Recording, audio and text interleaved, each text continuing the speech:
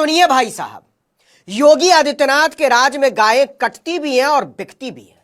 बस आपका हिंदू होना जरूरी है, और हिंदू में भी अगर ब्राह्मण हुए तब तो कहने ही क्या। मुसलमान होकर अगर मुर्गा भी बेच दिया तो बवाल है।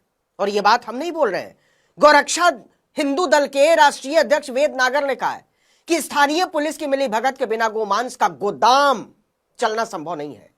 गोमांस का धंधा करने वाले पंडित जी प्रेम से बोले, योगी आदित्यनाथ की जय। आपको याद होगा, हरियाणा में चरखी दादरी जिले के बाढ़ड़ा कस्बे में 27 अगस्त को मुस्लिम नौजवान साबिर मलिक की गोमांस खाने के शक में हत्या कर दी गई थी। वो तो गाय का मांस था ही नहीं, ये बात खुद सरकार के अपने लैब ने बताई। लेकिन किस गोरक्षक की औकात है कि पूरन जोशी की तरफ एक कंकड़ भी उछाल दे। करोड़ों रुपए का गोमांस का कारोबार करता है, कुचल कर रख देगा। यह भी हम नहीं बोल रहे, गोरक्षा दल वाले बोल रहे हैं कि डर के मारे हमारी हालत खराब है, हमको पूरन जोशी से बचाओ। तो सुनो गोबर भक्तों, गोरक्षा दल वाले कह रहे हैं कि हमको गाय काटने और बेचने वाले पंडित पूरन जोशी से डर लग रहा है, कर लो जो करना है। क्यों? क्योंकि ग्रेटर नोएडा के दादरी इलाके में इसी गौरक्षा हिंदू दल ने पुलिस से बोलकर कई टन गोमांस बरामद करवाया है।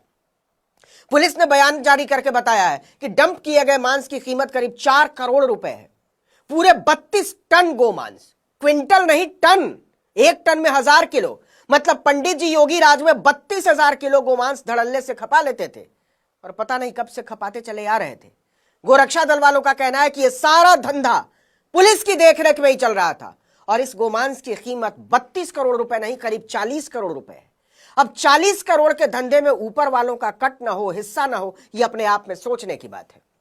और यह अलग बात है कि किसका हिस्सा रुक गया जो योगी राज में गोमांस के पंडित जी के इस जमे जमाए धंधे पर पोल ही खोल डाली। और जब पोल खुली तो पता चला कि गोमांस का सबसे अच्छा धंधा कोई मुसलमान नहीं करता, सनातन वाले पंडित जी करते हैं, टीका लगाकर, पंडित पूरन जोशी। अब सुनिए पूरी कहानी। 9 नवंबर को गोरक्षा हिंदू दल ने पश्चिम बंगाल से आ रहे एक ट्रक को रोककर सूचना दी थी कि उसमें प्रतिबंधित मांस है। सूचना के आधार पर दादरी कोतवाली क्षेत्र के लुहारली टोल पर पुलिस ने ट्रक को रोका। ट्रक में मांस ही लदा हुआ था, सूचना सही थी, लेकिन वो मांस किस पशु का, इसे जांचने के लिए सैंपल को मथुरा लैब भेजा गया। लैब की जांच में पता चला कि कोई गलतफहमी नहीं है, पूरा ट्रक गोमांस से भरा हुआ है। मांस के गोमांस होने की पुष्टि होने के बाद पुलिस ने ट्रक को मौके पर ही जब्त कर लिया। इसके बाद कड़ी जोड़ी जाने लगी कि आखिर यह करोड़ों रुपए का जो गोमांस का धंधा योगी आदित्यनाथ के इंतजाम की छाती पर पैर रखकर चल रहा है, उसको चला कौन रहा है और चल कैसे रहा है। इसके बाद पुलिस ने दादरा के बिसाड़ा रोड पर बने एसपीजे कोल्ड स्टोरेज पर छापा मारा, शीत गृह।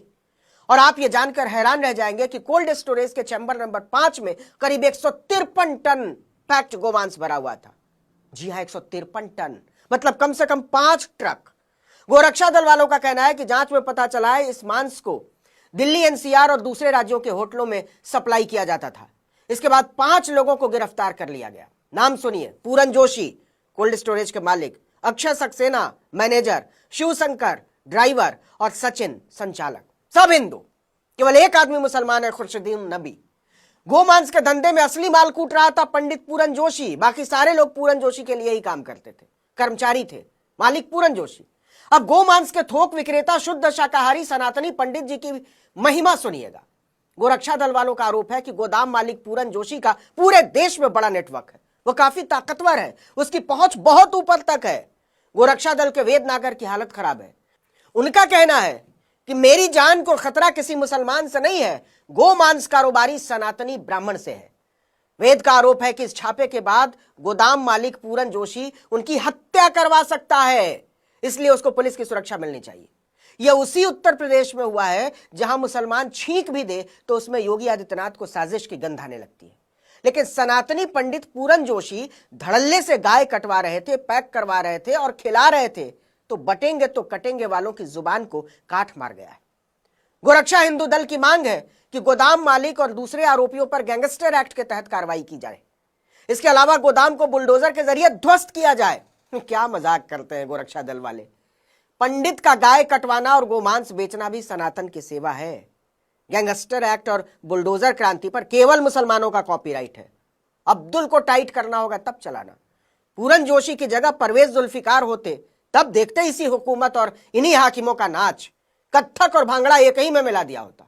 अभी तो समझ में नहीं आ रहा है कि गाय को बचाना है या सनातनी ब्राह्मण को, क्योंकि मनु फरमाते हैं एक ब्राह्मण को सताने का पाप 100 गोहत्या से भी भारी होता है। तो सनातन के भाजपा संस्करण में इतना बड़ा पाप अपने माथे पर ले कौन? यहां मैं जानबूझकर नगमा का जिक्र कर रहा हूं, हापुड़ की नगमा। उनकी जिंदगी में हर साल रोजे और ईद आती है, लेकिन 2018 के बाद सब बदल गया। उस साल उन्होंने आखिरी बार अपने अब्बू कासिम के साथ ईद मनाई थी। शाम होते ही रोजा खोलने के लिए जैसे ही मस्जिद से आवाज आती है, नगमा अपने परिवार के साथ इफ्तार करने लग जाती है।